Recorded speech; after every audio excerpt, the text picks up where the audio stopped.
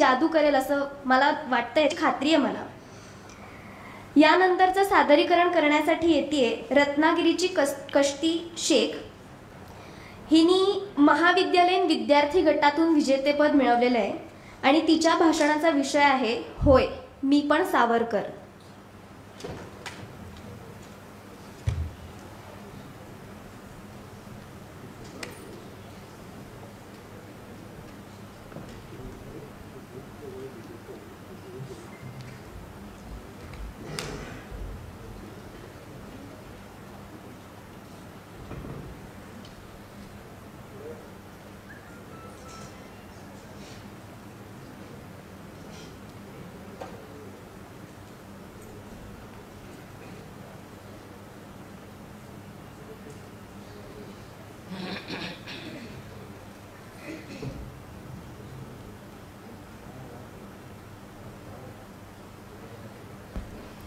नमस्कार, मी कष्टी सलीम शेख, रत्नागिरी.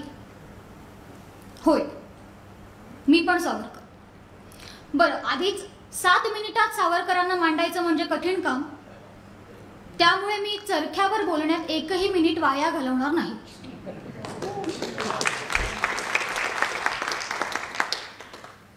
त्याऐवजी मी सावरकर मला काय समजले, मला काय भावले हे माझ्या अल्पबुद्धीप्रमाणे मांडायचा प्रयत्न करीन.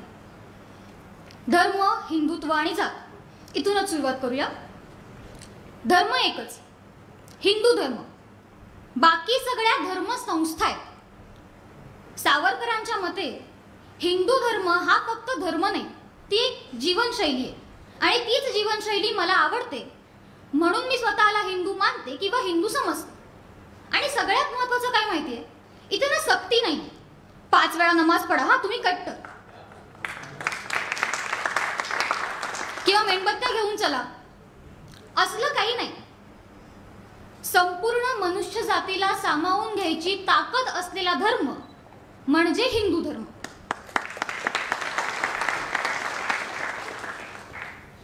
आणि हो, आज हे सगळं मी इथे उभी राहून बोलू शकते याचं कारण हिंदुत्व आक्रमक नाही, हिंदुत्व संरक्षक आहे. आणि जेव्हा सावरकर म्हणतात की उद्या ब्रिटिशांना त्यांच्या हक्कासाठी लढायची वेळ आली तरीही हा सावरकर त्यांच्या बाजूने लढेल, तेव्हा हे हिंदुत्व आदर्शवादी ठरतं. पण आज हे काही अति हुशार लोकांना समजून घ्यायचंच नाहीये. फक्त आपल्याला हवा तो किंवा हवा तसाच अर्थ काढून बोंबलत फिरायचे. जातीबद्दल सावरकर लिहितात, ब्राह्मण वा चांग जरी तो झाला, कोणतेही रूप वा रंग जरी ल्याला, तो महार अथवा मांग जरी सकलाला, ही एकची आई हिंदू जाती आम्हा तिला बंधू. जातीभेद त्यांना मान्यच नव्हता. माणुसकी हा माझा धर्म आहे असं मला सांगायला आवडेल असं म्हणणाऱ्या सावरकरांना आज काही अशिक्षित लोक एका जातीच्या चौकटीमध्ये अडकवायचा निष्फळ प्रयत्न करतात, हे आपलं दुर्दैव.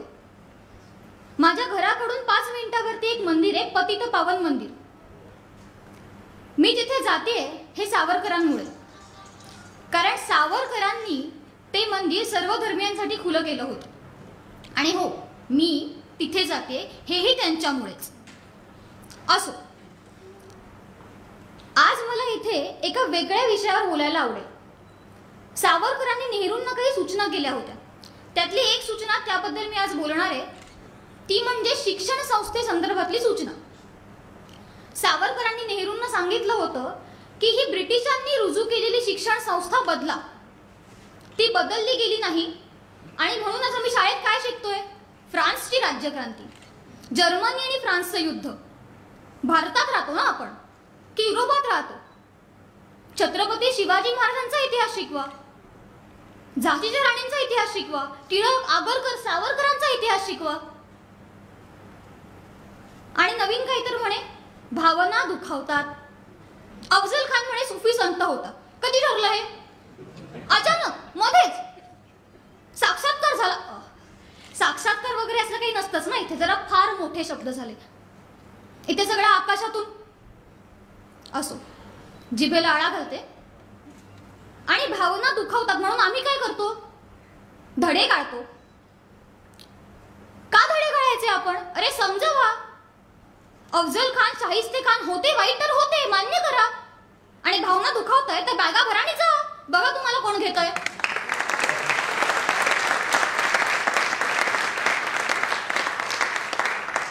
आपण नाही रावण जाळतो. इथे प्रश्न हिंदू मुस्लिमचा नाहीच आहे. इथे प्रश्न चांगल्या वाईटाचा आहे, नीती अनितीचा आहे. याहून पुढचं काय? हे काही लोकांना खटकेल, पण आम्ही हिंदूच आमच्या मुलांना इंग्रजी माध्यमांच्या शाळेमध्ये टाकतो. तिथे आमची मुलं परिपाठाला ख्रिस्ती धर्म प्रार्थना शिकतात, ख्रिस्ती धर्म प्रार्थना म्हणतात. मी ज्या मराठी शाळेमध्ये शिकले तिथे आम्ही साने गुरुजींच्या प्रार्थना म्हणायचो. शाळेमध्ये भगवद्गीता पठणाच्या स्पर्धा व्हायच्या आणि त्यामुळे आज माझे भगवद्गीतेचे अध्याय तोंडपाठ आहेत.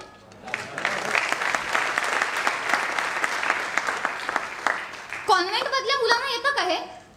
79 म्हणजे 7/9 हे सांगावं लागतं. मी मराठी शाळेमध्ये शिकले, मला 79 म्हणजे 79 हे कळतं, मग त्यांना का कळू नये? याला कारण आपणच आहे.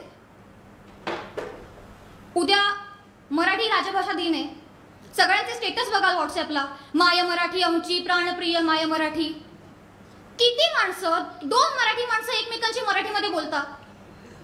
काल मी रत्नागिरीवरून येताना ट्रेनमध्ये माझ्या बाजूला बाई बसल्या होत्या. त्या माझ्याशी इंग्रजीमध्ये बोलत होत्या. नंतर त्यांना नाव विचारलं, त्या होत्या गायकवाड. मी शेख आहे, मी मराठीमध्ये बोलते, त्या बाई मराठी मराठीत बोलत नाहीत. 2 मराठी माणसं एकमेकांशी आपण मराठीमध्ये बोलतो का? साधं व्हॉट्सअप वरती आपण मेसेज टाईप करताना देवनागरी लिपी वापरतो का? किती लहान गोष्ट आहे, किती लहान गोष्ट आहे. या लहान लहान गोष्टी करून सुद्धा आपण सावरकरांचं हिंदू राष्ट्राचं स्वप्न पूर्ण करू शकतो. किती लहान लहान गोष्टी आहेत. आम्ही पुण्या मुंबईला इथे आल्यावरती नाटकासाठी जेव्हा येतो, तिकडच्या संघांचा एक वेगळा ॲटिट्यूड असतो. हिंदीमध्ये बोलायचं म्हणे. हिंदीत बोललं म्हणजे कूल वाटतं. का? कुठनं आलं हे वेळ? मराठीला अर्धचंद्र का? ह्या किती लहान लहान गोष्टी आहेत आणि ह्या आपण रोजच्या जीवनामध्ये करू शकतो. अजूनही वेळ गेलेली नाही. आजपासून आपण निश्चय केला, 2 मराठी माणसं बोलूया ना एकमेकांशी मराठी भाषेमध्ये. काय बिघडतंय?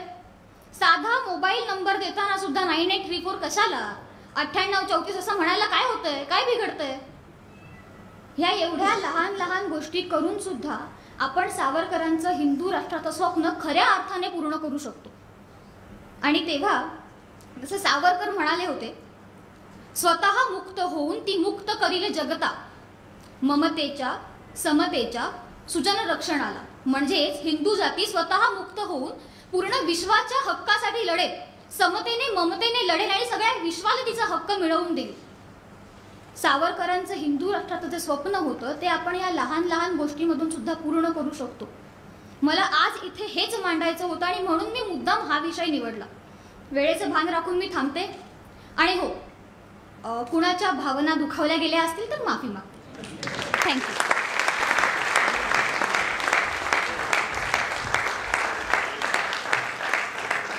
खरंच